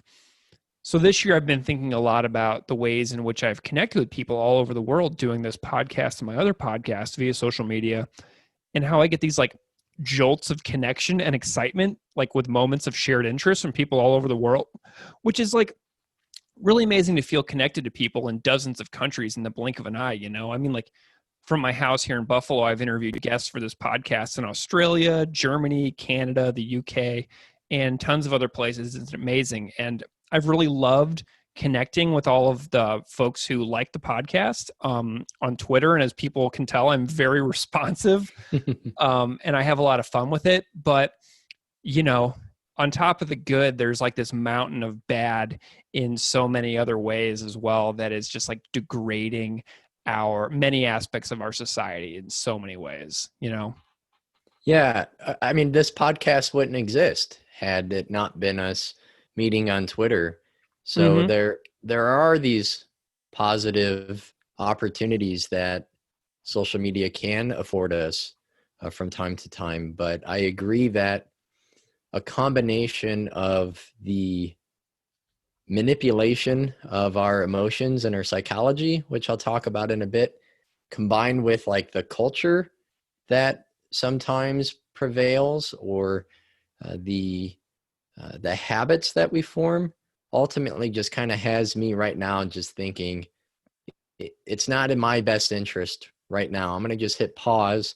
I'm not going to, cut myself off permanently or say I'm never going to use anything ever again until I can figure things out a little bit better, to where I can continue to maintain those long distance relationships with, my students from Ukraine, or family members who've moved away. I just think I'm going to hit pause and wait till I am a little bit better of a headspace. Yeah. So let's get into the lyrics. Tell me a little bit about your thoughts on some of these lyrics in this song. Yeah, I really love that it's pretty straightforward. And, there are some creative metaphors. It seems like maybe paths crossing on social media, a powder keg, something's about to blow, right? Yeah. There's maybe the constant dinging of updates and notifications or advertisements, and all of our combined efforts to add to the noise and somehow think that the tune we're singing is any different, or it deserves to be heard over the hum of everybody else. And I saw something from CBC Music that had a song by song breakdown with Todd. And he said, I'm not really sure if it's serious or ironic, but it's mostly about not being intimidated by people and trying to hold your ground. It's said in a tongue-in-cheek way, and Chris changed the words to a bullhorn in my face and a billboard in my ear. And it's not a tough guy song, but it's about holding your ground. So while the song seems to, obviously is about like conflict and debate and arguments maybe taking place in the digital world, given how we're willing to talk to other people in a way, through a screen, in a different way from how we would face to face, just thinking about what the band has gone through in the past with threats at shows. I couldn't imagine the number of messages or emails or whatever they've received, posts and comments, given how easily they're found on the internet. It's they're just larger targets now, even if maybe some people have stopped paying attention. Well, it seems like, again, the collective culture sometimes is just to try to tear people down rather than to understand each other. Yeah, I really like that line, "You're a billboard in my face, a bullhorn in my ear. Thanks for the status update. You made it crystal clear." Like, to me, this is like the crux of the song. One of the most amazing things about social media is people just straight up tell you what they're about in so many ways, whether it's like horrible or humane or whatever. Do you know what I mean? Yeah. You've made it crystal clear where you stand on every single issue. Thank you for telling the entire world exactly where you stand on this issue. Now I have the information that I need to move forward in a different way with how I feel about our relationship. Does that make sense? I've been thinking about several books today as well. There was one that came to mind earlier. I thought about the book. It's called Digital Minimalism by Cal Newport. And I read that book last year. And Newport wants us to sort of like Marie Kondo our social media usage, basically. His argument is that technology is neither good nor bad, and it's up to the actor to determine their relationship with it in a healthy manner through digital decluttering. And so this is like on an individualized basis, right, in a lot of ways. So Newport's message is all fine and dandy as long as like the very fabric of society isn't in jeopardy, which it feels like it is in so many ways.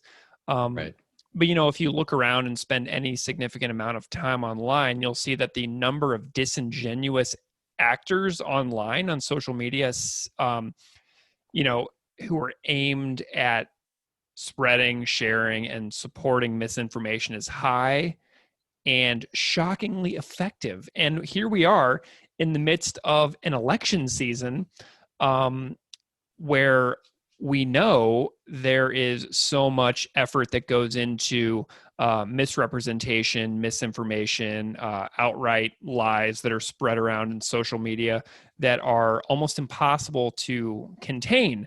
So like, I'm thinking about this song in a lot of ways, like how so many things that get spread around inside are uncontrollable, and that we're in a very delicate time, and that I feel like I have like no control in any way to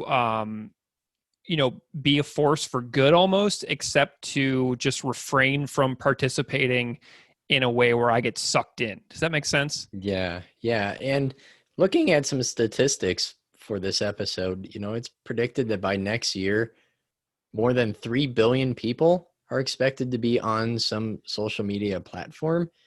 And projections for social media usage estimates that an average adult spends something like 6 years and 8 months of their life. Like if you calculate that up, and you mentioned an author that is kind of different to someone I was thinking about for this episode. If you know Tristan Harris. Yeah. So he kind of argues that technology is not neutral.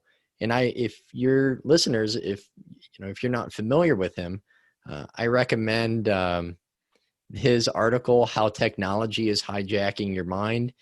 And he has a TED Talk titled How a Handful of Tech Companies Control Billions of Minds Every Day. Mm-hmm. And I mean, just think of that, like the reality that what literally billions of people see every day in terms of news or videos, information, photos, how they're programmed to think and feel about themselves and others is created by just a few companies that are mostly run by wealthy white men who live in the same few geographic locations of the earth, not far from each other, so they end up developing algorithms and these tech designs, not to maximize our time on apps, but to make that time, more, to increase that time, not to make it better and therefore our lives better. And, they're all competing for our attention to get us to use whatever app or website. And, thinking about this, when I first deleted my Facebook page, I did so because I realized I was being kind of like snarky to everyone. Exactly. Like, I feel like that too.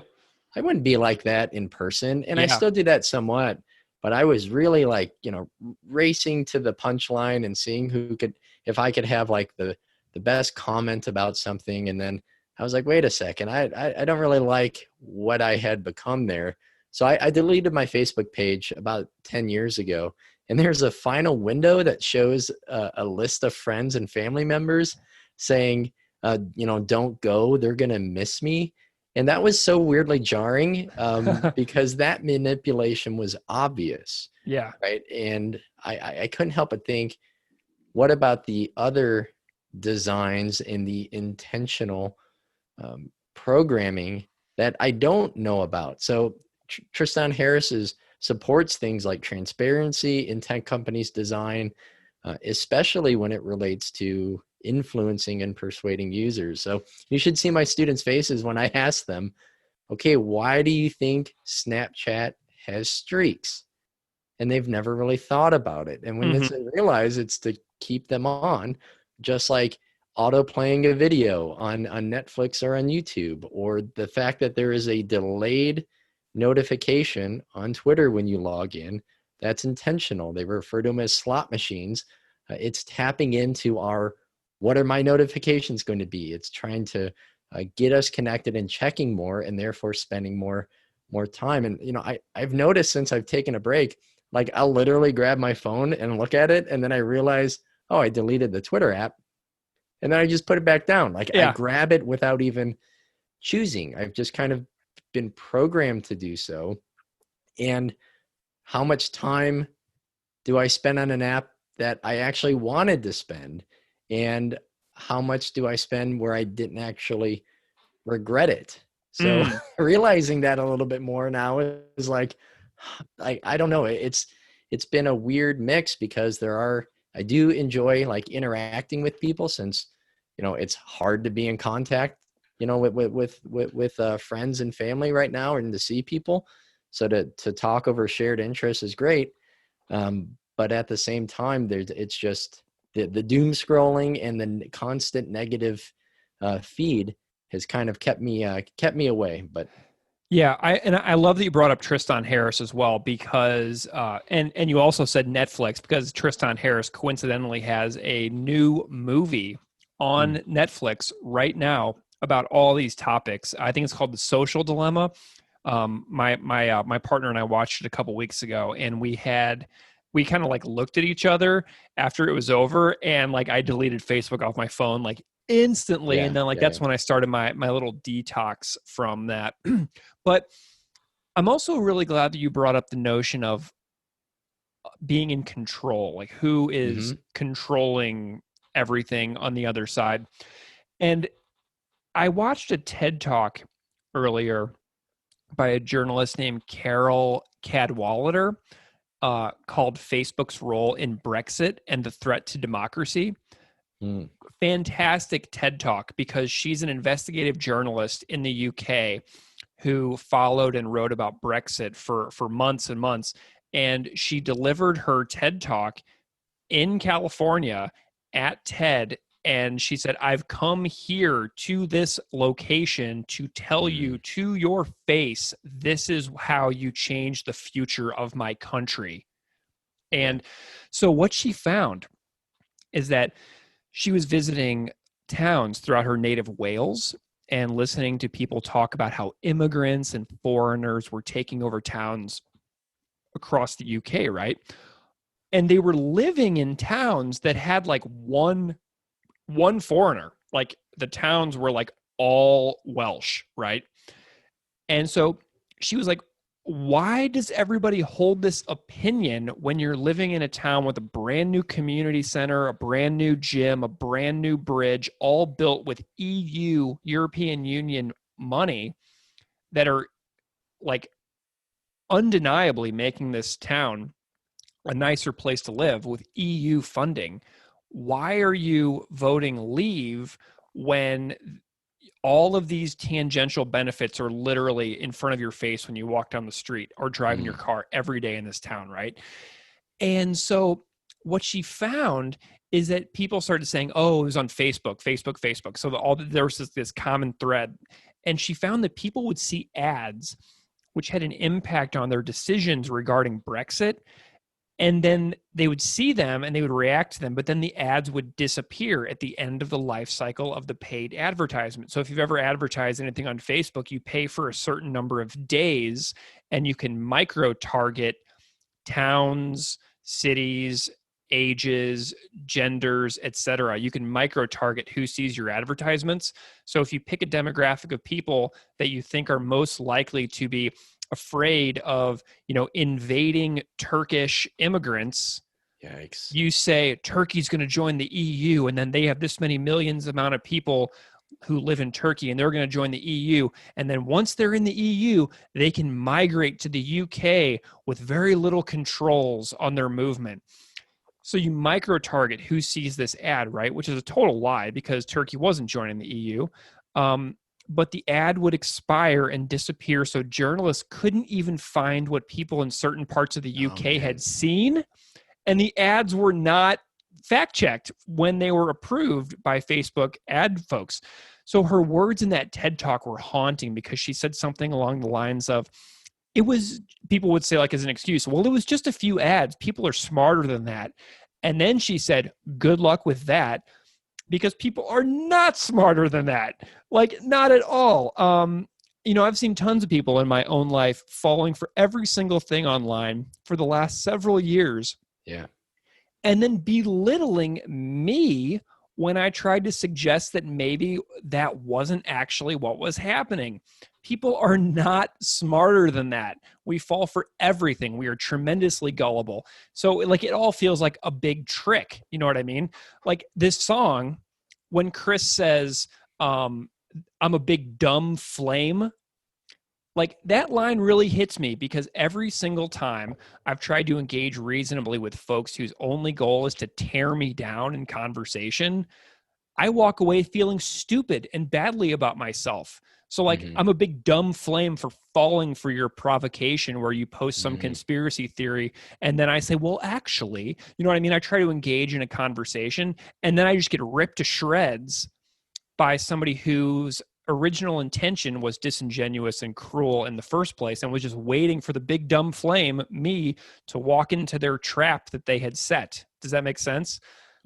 Yeah, I used to on Twitter search like spurious quotes, misused quotes, or made up things from Jefferson or Washington or whomever that there's no evidence for, and I would kind of actually them, Yeah. and I did it for a while, probably just to stir up a little, or I think I don't know, it just bothers me because people end up using a quote or an idea to pursue some agenda without actually checking to see if it's authentic or not.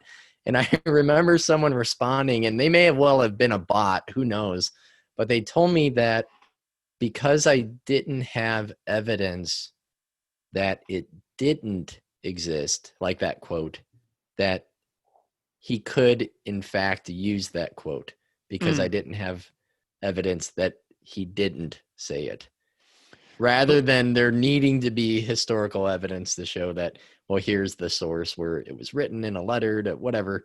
And that's kind of when I realized that there's no point, right, in ever engaging anyone. Certainly you don't know on something you disagree on, but certainly not creating that storm for myself in which I invited then hostility into my own feed.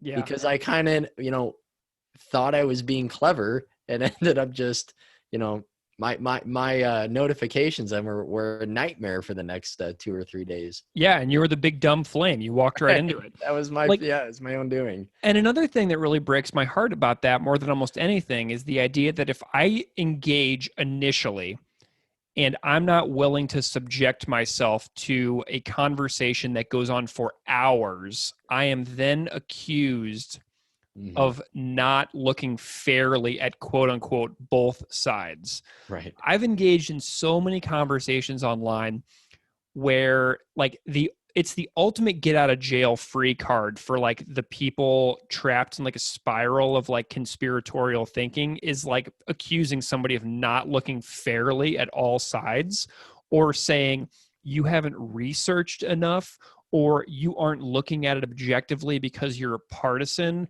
or you're a sheeple, or you're one of the mainstream losers who can't connect the dots. It's incredibly frustrating because those are like their trump cards where they just drop them in the middle of a conversation. And then all of a sudden, if I don't have an instantaneous perfected comeback, I am accused of not looking fairly at all of their evidence, even if the evidence is a meme made in like a Russian bot farm.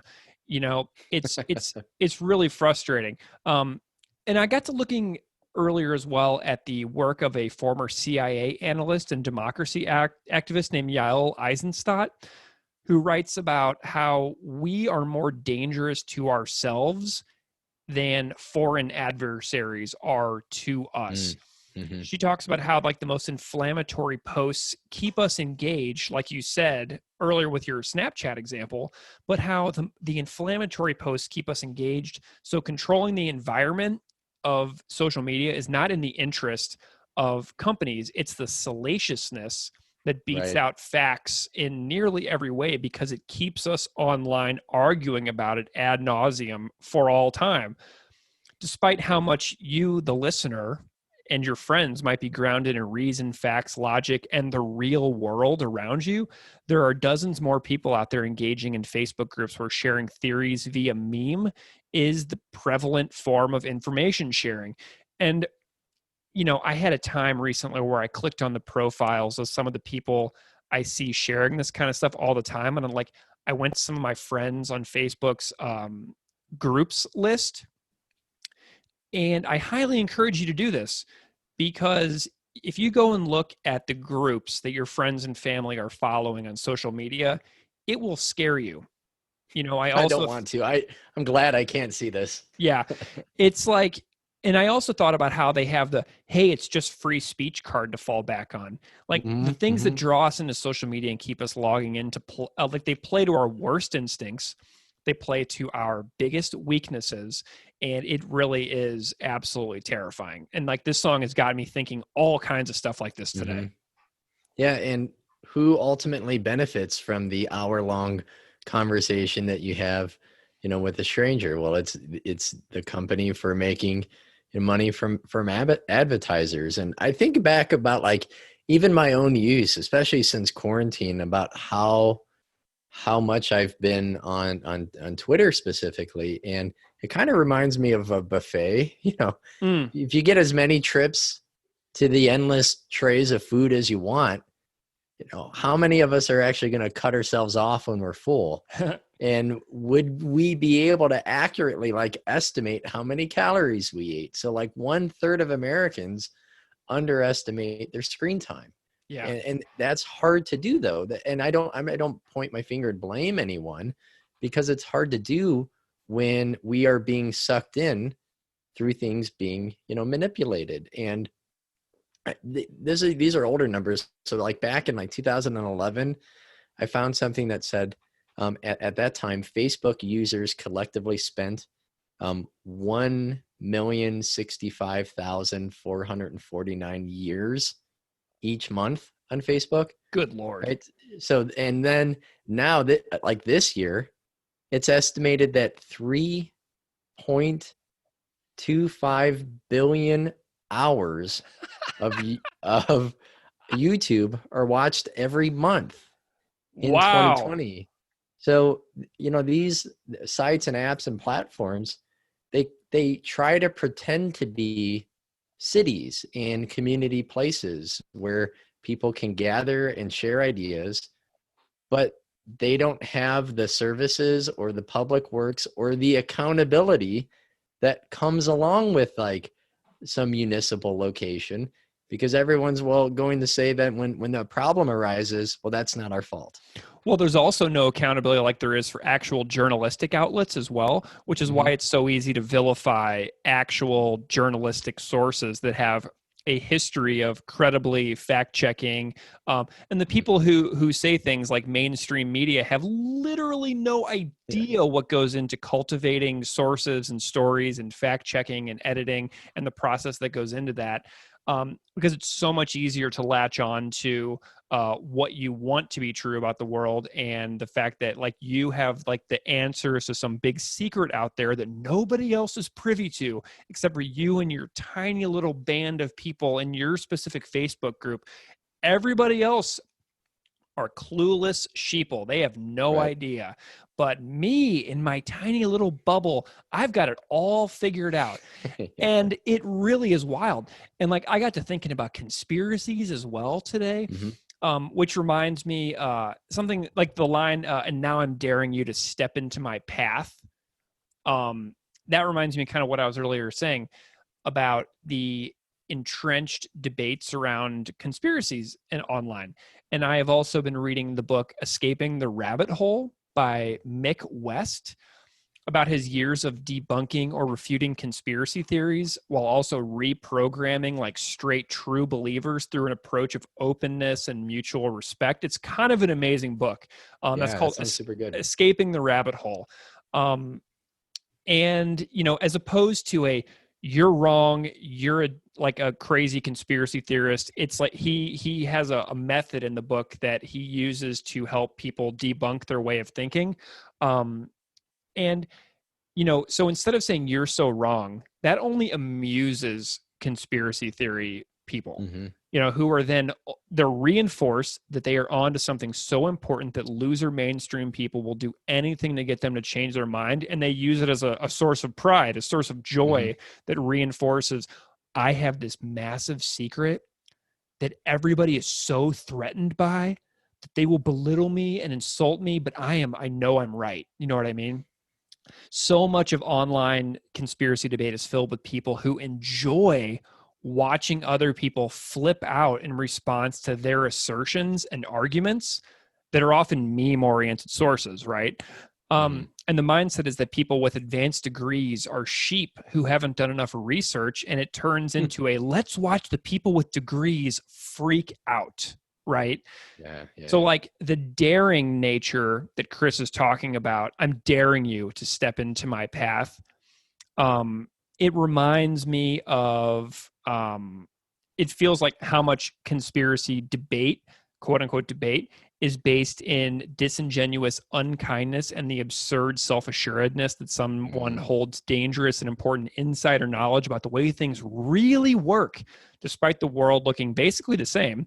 So like if a conspiracy person posts a status update on Facebook resharing something, often in the form of a meme that allegedly shines light on something shocking or horrific, they are often doing it with the full knowledge that quite a few people will take their bait and freak out, thus leading to the 10-hour-long discussion with 250 comments where people call each other all the worst names ever, while the person who originally posted it just sits back and laughs and watches the people flip out.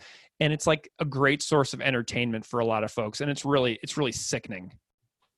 And I have one more line. Yeah. The line is, "You've made it crystal clear," from this song really stands out to me because I think of all the times I've watched people go off on each other for hours and hours in Facebook threads that sometimes, like I said, those have like 200 comments. And then at the end, everybody is exhausted, drained, depressed, angry at each other. We're talking lifelong friends who will unfriend each other like immediately and literally never speak again in real life because of one of these threads. Nobody's minds get changed during these hours upon hours of debate.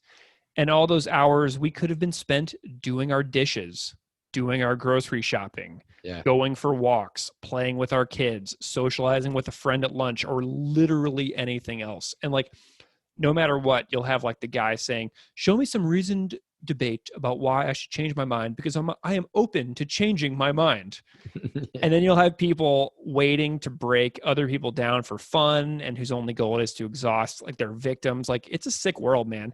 And it reminds me of all those Cambridge Analytica stories about targeting people's fears and then, like bombarding them with ads about their fears based on harvesting people's profiles. Oh man. Another thing I think about with regards to status update is the way like parents put their kids' pictures online, like when they're super small. I've never put my kid's picture on Facebook. And I don't think that anybody else should either. Once you put a photo online, you lose control of it forever. Anyone can download your kid's photo and use it for whatever they want. It's creepy. Your children did not give you informed consent to put their photos on the internet. And like, I feel so lucky every single day that social media didn't exist when I was a kid, because I know for a fact that my parents would have put 10,000 pictures of me online before I was 10, because that's just how it would have been. And since I was afforded the luxury of growing up without every moment of my life online, I have bestowed that gift upon my own kid, and I've never put her on Facebook or Twitter, and I never will. And I've avoided doing this for 7 years, and I have absolutely zero regrets that she isn't all over the internet as countless status updates that will live online forever. So that's another thing that kind of this song reminded me of. And I'm super glad that I never went down that route with my own kiddo. I have to say, man, when we were teens, it was hard enough with AOL Instant Messenger. Yeah. Right? That was hard to navigate and figure out and try to understand what your classmates, what they were really trying to say, or if you were misreading things, or why didn't they show up for a chat, let alone, the streaks that we're supposed to maintain, or the filters that we're supposed to look like, or, the constant images that we're, bombed with. And I don't know. I hear you completely. And I think that's a super interesting point about not posting pictures, because once I see someone, a friend or a family member has a kid, that's almost all you see. And I'm not judging and I don't critique, but there are conversations there that maybe aren't being had because so much of this is new. Yeah. Yeah. And like you can go and find New York Times articles where a journalist will interview a kid and their parent together, and the kid will be saying to their parent during the interview, why have you put 1,000 photos of me online? I don't want you to do that. And I've told you. And the parent just says, it's not that big a deal. Like to the kid's telling them to their face, don't make me a status update. And the parent's like, oh, it's not a problem. You know what I mean? Like, it sounds like the kids and adults in the 90s, like the 90s saying, don't put your picture out there. And the kids are like, yeah, it's fine. Yeah, exactly. Like we've switched places. Like we're like people who were kids in the 90s now are like the adults raising the kids, and like we never grew up. Does that make sense? Yeah. Anyway, so sorry to the listeners for all of my random tangents. I had so many thoughts that came up from this little short song. Did you find any good YouTube comments at all? Yeah, I found one, and it was just from you, Greg. On that live video, it said, putting in the work. Oh yeah, I did. I was like, hey, there's Greg. Yeah. I love it when I see you on their comments. Like whenever we were doing Call Before You Dig and I saw your comment that had been on there for years, I was like, oh, there's Keith. I loved it.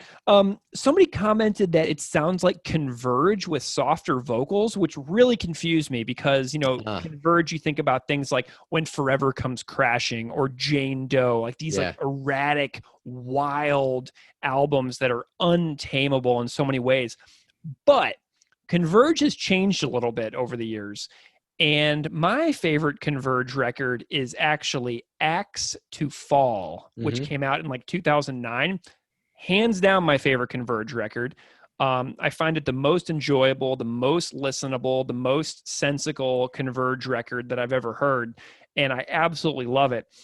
So I was thinking about like Dark Horse, track 1 from Axe to Fall. Oh, yeah. Yeah. I can hear that. Oh my God. And I was like, it all fell into place. I was like, holy smokes, this could work. So except for the slamming breakdown, like where Nate Newton is going absolutely wild in that outro of Dark Horse, this honestly could be like the first minute of Dark Horse by Converge, which I thought was so neat to realize that this commenter wasn't like completely in left field. As long as you think about a very specific moment of Converge, I feel like this could be aligned with that. So that was cool. Another one I saw was playing a guitar at that level while singing is incredibly difficult. And somebody else responded, I can't even play Should I Stay or Should I Go and sing. So I love that little partnership of comments as well. So, Keith, tell me a little bit about what some teachable moments you have for this song that you're taking away. Yeah, so I mentioned Tristan Harris already, and if you're listening, I really recommend checking out his writing and his research. And he said something along the lines that technology is holding the pen of history right now.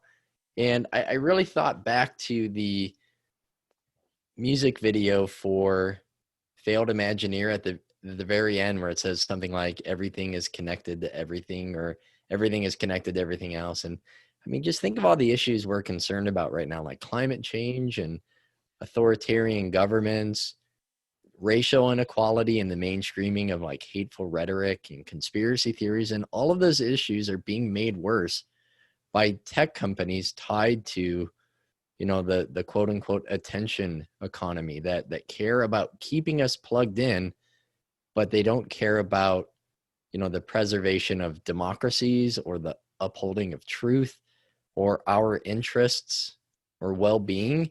And they care about making money for like a really small group of people, all while giving us some illusion of choice and the illusion of meaning. I mean, right now, I don't know how to balance that with like the stress and news in my life and the constant negativity of social media that I myself contribute to.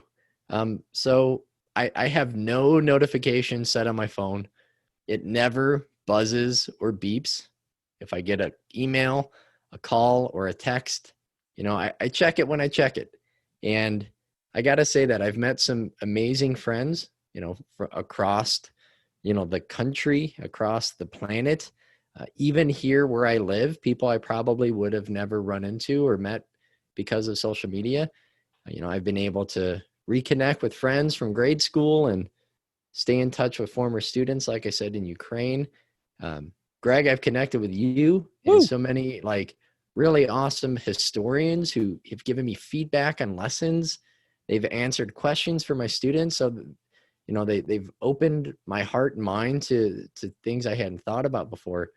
But I started to feel like I was being sucked in, and it wasn't my choice to be sucked in.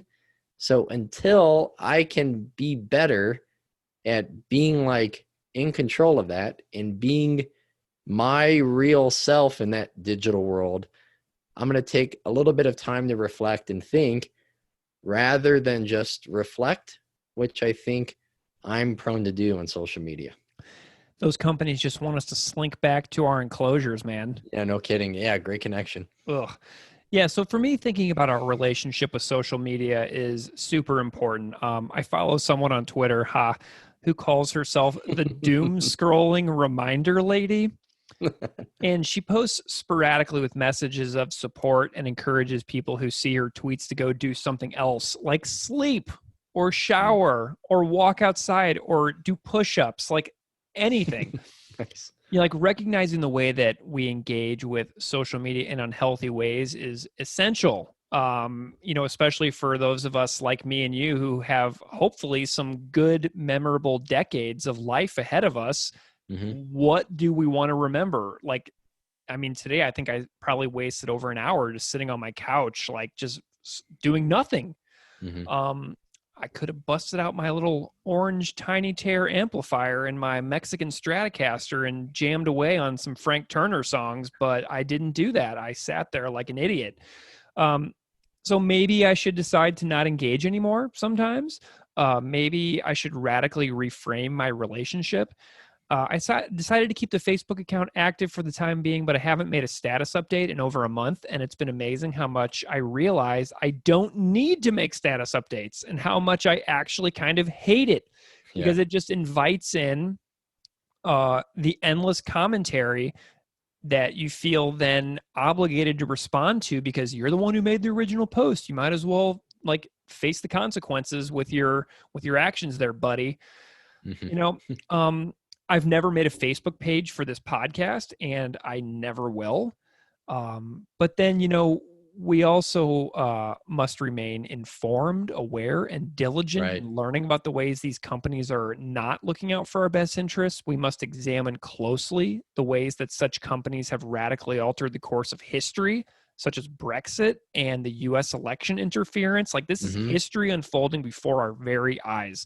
And you have to wonder if all those targeted micro ads blasted out to people in Wales and Northern England hadn't been received in their Facebook feeds, would 1% of the population who voted leave vote remain? You know what I mean?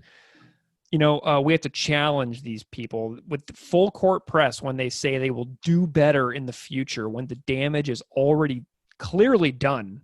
Demand answers. If you're going to use social media, spread investigative journalism that exposes the ways in which social media is not your friend. If I was going to post something on Facebook right now, I would post one of the 5 things that I've talked about on this episode about the ways that it's not your friend. It's not here to help you. How interests don't align with democracy and how we see them in their false sincerity of apology. It's a joke. They are not sorry. They're just sorry that they're, being asked to testify on Capitol Hill. That's what they're sorry for.